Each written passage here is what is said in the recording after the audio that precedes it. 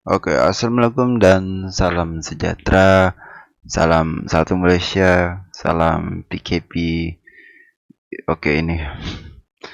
So, baru-baru ini ada sebuah berita viral yang mana adalah satu pertarungan ataupun satu perbalahan di antara dua orang ustadz, yang mana satu ustadz berkongsikan satu video untuk membantu orang-orang lain, dan satu lagi dengan mengeluarkan satu caption yang mungkin ingin menyindir kata-kata netizen yang bilang, kata-kata netizen bilang caption ini sangat menyindir kepada Ustadz Ebit. So, masalahnya di sini adalah antara dua orang ustadz, ataupun kedua-dua ini merupakan penceramah bebas. Oke, dimana pada suatu hari Ustadz Ebit Liu ini melakukan satu perkongsian video di mana dia berjalan ke sebuah rumah yang usang, yang kalau dikatakan nih memang memerlukan bantuan lah. Jadi di dalam video itu dia membantu seorang lelaki tua, kiranya orang berumur tua, orang yang mempunyai penyakit stroke serta lumpuh. Jadi kedatangan beliau di sini untuk membantu, untuk seperti membantu memberikan beras ataupun karena sejak akhir-akhir ini Ustadz Ebit banyak memberikan bantuan kepada orang-orang yang memerlukan ataupun orang-orang yang sangat orang kata serba kekurangan lah. Ibaratnya bukan cukup-cukup makan, di bawah lagi daripada cukup-cukup makan. Jadi kedatangan beliau ini adalah untuk membahagiakan orang-orang di situ dan membantu sedikit sebanyak lah yang boleh diberikan oleh Ustadz Ebit. Dan masalah di sini ada pula satu lagi orang ustadz yang mungkin tidak puas hati ataupun ingin menegur Ustadz Ebit dengan cara yang boleh dikatakan salah, yang mana beliau menulis satu post di Facebook, yaitu yang berbunyi begini: meletak gambar dan video orang miskin yang susah sehingga memalukan dia adalah aib, haram, kata Ustadz Abu. So, itu yang membuat banyak netizen marah dengan kelakuan ataupun ketidakbagusan lah Ustadz Abu nih,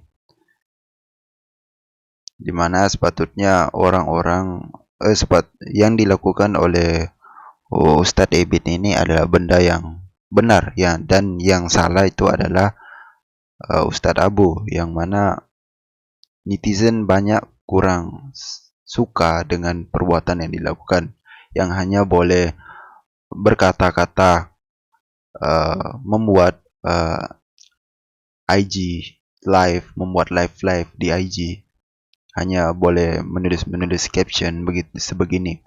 Berbeza dengan yang dilakukan oleh Ustadz Ebit, yang mana Ustadz Ebit melakukan satu tindakan, atau mestinya orang bilang ada action lah, kiranya ada pergerakan dibandingkan dengan hanya berkata-kata kosong yang sememangnya tidak membantu orang pun.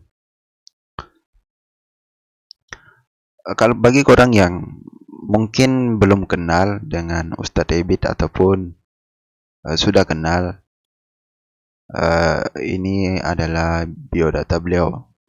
Beliau merupakan seorang penceramah bebas, ataupun nama penuh beliau adalah Ebit Irawan bin Ibrahim Liu Yung Pao ataupun Ustadz Liu.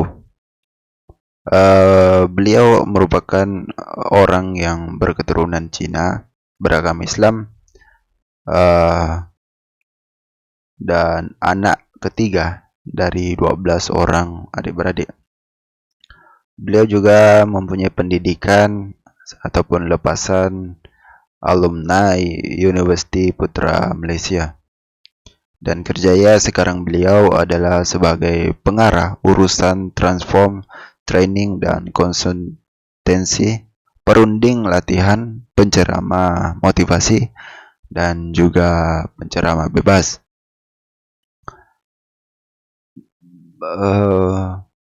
Kalau kata-kata netizen mengatakan bahwa kalau ia pun ingin menegur Ustadz Ebit ataupun Ustadz Ebit melakukan kesalahan, sepatutnya bukan dengan cara melakukan, orang kata ini, menulis caption, menyindir lah kiranya. Jangan menyindir. Kalau Ustadz Ebit melakukan kesalahan, tegur secara personal kah? Kan ada IG, boleh message, ada WhatsApp, boleh telepon, begitu. Ataupun jumpa, nasihatkan jika perbuatan yang dilakukan oleh Ustadz Ebit itu salah. Bukan dengan cara sebegini yang hanya bertulis di laman media sosial. So, sebelum ini Ustadz Abu nih juga merupakan penceramah bebas yang kiranya sebelum permasalahan di antara Ustadz Abu dengan Ustadz Ebit ini, Ustadz Abu juga nih banyak melakukan permasalahan antara beberapa artis seperti Ikram, Sajat, dan Dato Alif Syukri.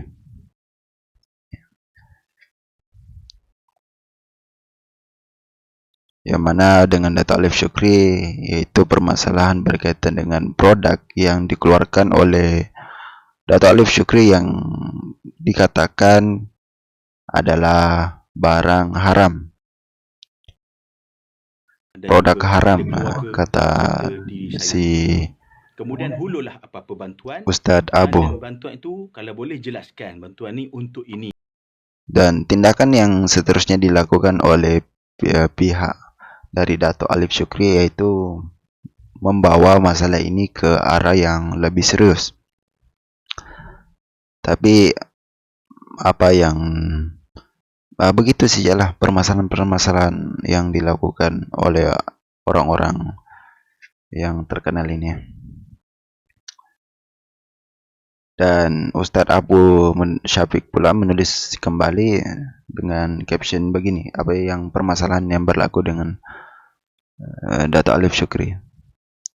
Dengarnya orang yang pemurah, yang kaya, Dato Sri Alif Syukri dah minta maaf. Maka dengan itu saya juga mohon minta maaf kepada Dato Sri Alif Syukri.